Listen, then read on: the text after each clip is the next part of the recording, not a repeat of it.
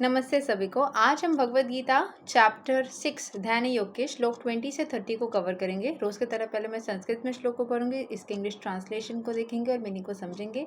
आप सबको बताऊंगी कि फॉर्चून क्वीन चैनल को आप सब्सक्राइब कर लीजिएगा, अपने फ्रेंड्स एंड फैमिली के साथ ज़रूर से शेयर कीजिएगा। बहुत दिन से मैं शेयर नहीं करने बोल रही हूँ, तो मतलब ये नहीं कि आप शेयर नहीं करोगे। साथ साथ हमने जो भी टैरो रीडिंग भी प्रोवाइड करती हूँ उसको भी देखिएगा, क्योंकि मैं एक एस्ट्रोलॉजर भी हूँ। साथ साथ भक्ति में बहुत बचपन से ही करती रहती हूँ, तो भगवान के ज़रिए ही मैं सारे एस्ट्रोलॉजिकल सिचुएशन के जो रेमेडीज़ होती है वो मंत्र जाप पूजा पाठ के ज़रिए ही देती हूँ। एंड आप लोगों को भगवद गीता कैसा लग रहा है ये ज़रूर से बताइएगा। आई होप आप लोगों को अच्छा लग रहा हो। भगवद गीता का जो अलग से प्लेलिस्ट है वो ज़रूर से सुनिएगा। ये पूरा भगवद गीता का जो 18 अध्याय है वो पूरा एक बार पढ़ा जा चुका है। अभी मैं इन सारे अध्यायों को दोबारा रिपीट कर रही हूँ।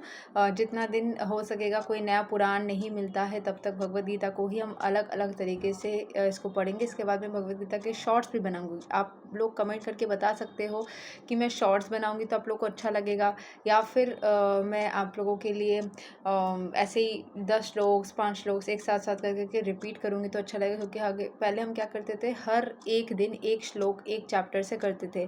अभी एक ही चैप्टर के 10 श्लोक्स कर रहे हैं, लेकिन इनके डिटेल का जो एक्सप्लेनेशन था जो मैं पहले करती थी वो नहीं करती। अगर आप लोगों को वो जानना है तो आप तो इस्कॉन के Bhagavad Gita as it is को परचेज़ कर ही सकते हैं, जो कि मुझे भगवान की कृपा से दान में प्राप्त हुआ था।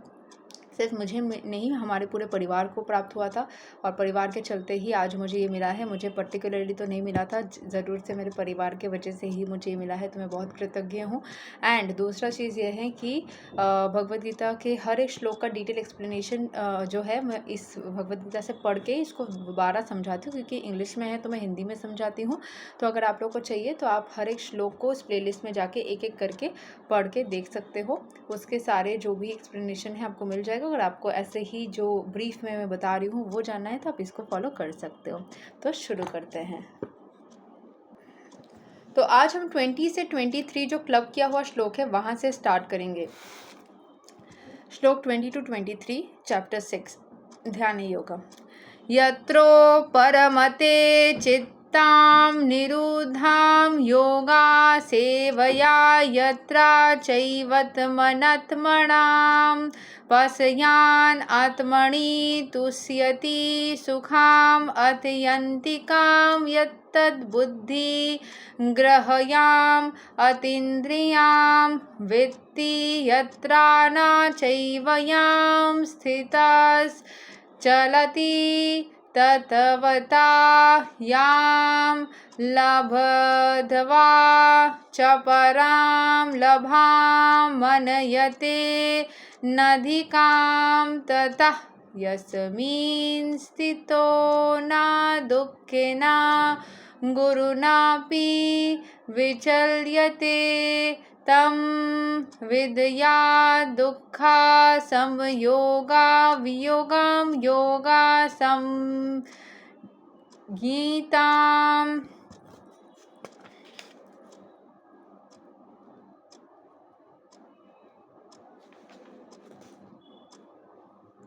In the state of perfection called trance or samadhi, one's mind is completely restrained from material mental activities by practice of yoga.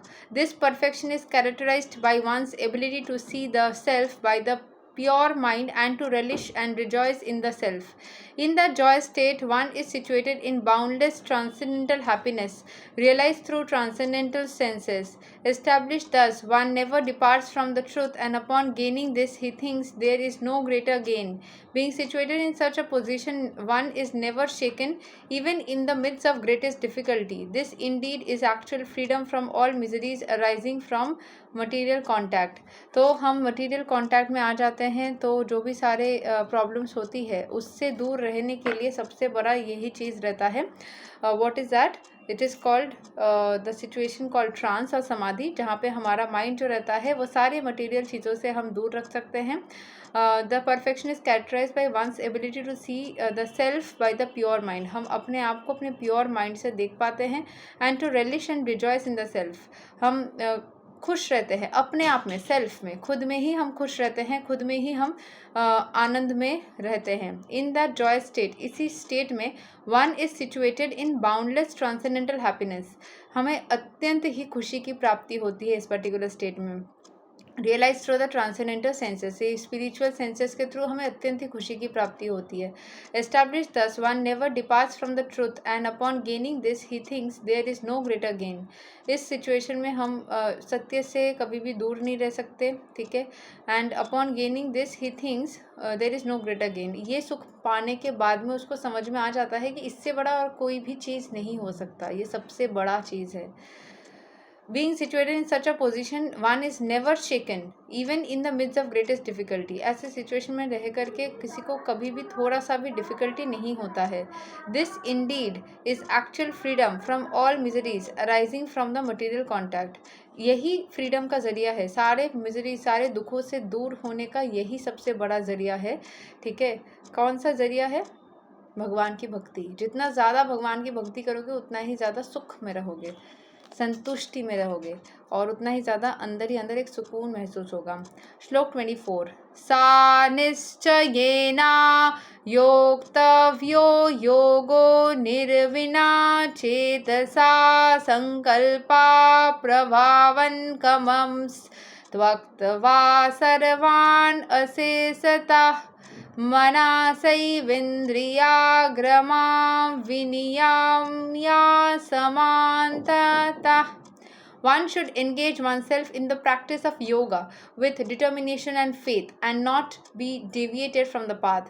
योग में उसको रहना है ताकि आप योग व्यायाम करिए या भगवान के साथ में योग में एक हो जाइए। आप जैसे ही उसमें होते हैं डिटर्मिनेशन के साथ, फेथ के साथ, और डेविएटेड नहीं होते हैं, तो आपको सुख मिलता है, करना चाहिए, ये बोला जा रहा है। One should abandon without exception all material desires born of mental speculation, thus control all the senses on one side by the mind. So सारे जो मटेरियल इच्छाएं हैं उससे कोई क्वेश्चन ना करते हुए, कोई भी सेकंड थॉट ना रखते हुए उसको अलग हो जाना है। जो भी सारे मेंटल स्पेक्यूलेशन से, माइंड से जो भी सारे मटेरियल डिजायर्स हो रहे हैं उससे दूर रहना है एंड अपने सेंसेस को कंट्रोल करना है, ठीक है। श्लोक 25, शनैर उपारमेद बुद्ध्या धृति गृहीतया आत्मा संस्थान मना कृत्वा ना किंचित आपि चिंतयेत। Gradually, step by step, one should become situated in trance by means of intelligence, sustained by full conviction, and thus the mind should be fixed on the self alone and should think of nothing else.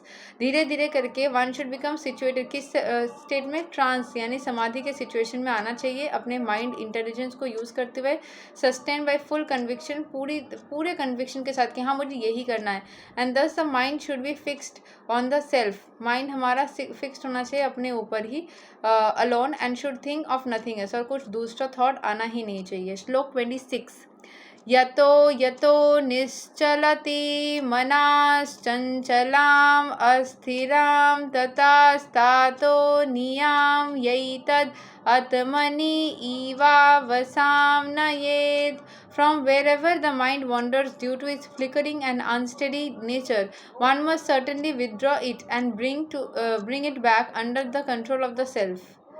तो जहाँ कहीं पे भी mind, from wherever the mind wanders, कहीं पे भी mind wander करे due to its flickering and unsteady nature, अपना फ्लिकरिंग, क्योंकि माइंड जो हमारा है वह चंचल है, वैसे लक्ष्मी को बोला जाता है चंचल, माइंड भी हमारा चंचल, ठीक है। सो जैसे ही हमारा माइंड ये करता है, ऐसे इधर उधर फ्लिकरिंग करता है, अनस्टेडी रहता है, one must certainly withdraw it, तुरंत उसको उसका लगाम खींच लो, and bring it back under the control of the self, हमें अपने कंट्रोल में उसको लाना है माइंड को।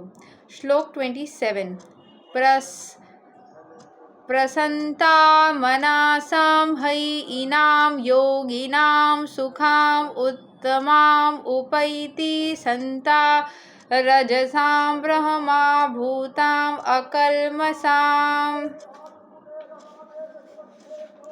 The yogi whose mind is fixed on me, भगवान श्री कृष्ण बोल रहे हैं जिस योगी का माइंड उनके ऊपर फिक्स रहता है, वेरीली पूरी तरीके से, attains the highest perfection of transcendental happiness, उसको लाइफ में सबसे ज़्यादा स्पिरिचुअल सुख मिलता है। He is beyond the mode of passion, उसको पैशन करना है ये वाला एनर्जी से वो मुक्त हो जाता है। He realizes his qualitative identity with the supreme, वो समझ जाता है कि मैं सुप्रीम भगवान का ही एक अंश हूँ। And thus he is freed from all reactions to past deeds, जो पास्ट के कर्म से जो भी सारी नेगेटिविटी आ रही है उसके ऊपर वो रिएक्शन नहीं देता है। श्लोक 28। युञ्जन इवां सदत्मनां योगी विगता कल्मषा सुखेना ब्रह्मा समस्परसाम् अतीयन्तां सुखाम असनुते। दस द सेल्फ कंट्रोल योगी, जो खुद को कंट्रोल कर लिया है, कंस्टेंटली एंगेज्ड इन योग प्रैक्टिस, पूरी तरीके से भगवान के साथ में योग को प्रैक्टिस करता रहता है, becomes free from all material contamination, हर तरीके से मटेरियल चीज़ों से वो दूर रहता है। And achieves the high state of perfect happiness in transcendental loving service to the lord, भगवान को सर्विस करने में उसको सबसे ज़्यादा सुख मिलता है। श्लोक, उसी में उसको ट्रांसेंडेंटल हैप्पीनेस मिलता है, मतलब स्पिरिचुअल हैप्पीनेस। श्लोक, इसको बोला जाता है transcendental contact with the supreme, धीरे धीरे वो भगवान के साथ एक कॉन्टैक्ट में आ जाता है, जिसको बोला जाता है ब्रह्म संस्पर्शा, भगवान के स्पर्श में आना। श्लोक 29। सर्वाभूतास्थाम् आत्मनां सर्वाभूतानि चत्मनि ईक्षते योगायुक्ततमा सर्वत्र समादर्शना। A true yogi observes me in all beings and also sees every being in me. जो असल रूप से जो भक्त है वो सारे लोगों में मुझे देख पाता है एंड मुझे सारे लोगों में देखता है। एंड एवरी बीइंग इन मी, मेरे अंदर सबको देख पाता है और सब में मुझको देख पाता है। जितने भी प्राणी हैं उस सब में भगवान कहीं ना कहीं है, ये वो समझ पाता है, इसीलिए किसी को भी डिसरेस्पेक्ट नहीं करता, नहीं तो उसको समझ पाता है कि भगवान को ही कर रहा है, और भगवान के अंदर सबको देख पाता है। श्लोक 30, जो आज के लिए लास्ट श्लोक है। यो मां पश्यति सर्वत्र सर्वां च मयि पश्यति तस्यहं न प्रणश्यामि सा च मे न प्रणश्यति। For one who sees me everywhere and sees everything in me, I am never lost, nor is he ever lost to me. जो सबों में मुझे देखता है, मेरे अंदर सबको देख पाता है, वो कभी भी, उसके लिए मैं खो नहीं जाता। बोलते ना भगवान का दर्शन नहीं मिल रहा है, भगवान नहीं सुन रहे, उसके लिए ऐसा कभी होता ही नहीं है, क्योंकि वो सब में भगवान को देखता है, भगवान में सबको देखता है, तो वो हमेशा ही भगवान को प्राप्त कर लेता है। And he is not never lost to me, इसीलिए मेरे दृष्टि से भी वो कभी भी दूर नहीं होता, क्योंकि वो हमेशा ही मेरा चिंतन कर रहा है, मेरा भक्ति कर रहा है, मुझे सुन रहा है। तो ऑब्वियस सी बात है, जैसे मान लो कि नॉर्मल इंसानों का भी देखते हैं कि एक कोई टीचर है, उसके पास में जाकर कोई स्टूडेंट रोज बात करता है, डाउट्स पूछता है, सारे कम्युनिकेशन जारी रखता है, तो टीचर को उसका याद रहेगा। जो नहीं जाएगा, जो बैक बेंच में बैठा रहेगा और इग्नोर करेगा, उसको कभी भी टीचर उसको याद नहीं करेंगे, और उसको भी लगेगा टीचर मुझे नहीं देखती, मुझे नहीं समझती। वैसे ही जैसे मान लो फॉर एग्जांपल जो एस्ट्रोलॉजर्स और टैरो रीडर्स, क्योंकि मैं टैरो रीडर हूँ तो उस हिसाब से चलो फ्री में मांगने आते हैं, तो वो याद नहीं रहेंगे, क्योंकि वो अपना एफर्ट्स ही नहीं डाल रहे हैं। और जैसे कुछ लोग बोलते रहते हैं कि आप हमें नहीं देखते हो, क्योंकि आप भी सामने वाले को नहीं उतना वैल्यू कर रहे हो। जो वैल्यू करेगा वो उसको रहेगा, जो नहीं करेगा उसका नहीं रहेगा, सिंपल सी बात है। सो ऐसी यही चीज़ बोल रही, दिस इज सिंपल लॉजिक। आप जिसके बारे में सोचोगे, जिसको वैल्यू करोगे, जिसके ऊपर अपनी एनर्जी डालोगे, वो भी आपको याद रखेगा एंड अपना एनर्जी अपने डालेगा। आप नहीं डालोगे तो सामने वाला भी नहीं डालेगा। यही तक है श्लोक number 30 of Bhagavad Gita chapter 6।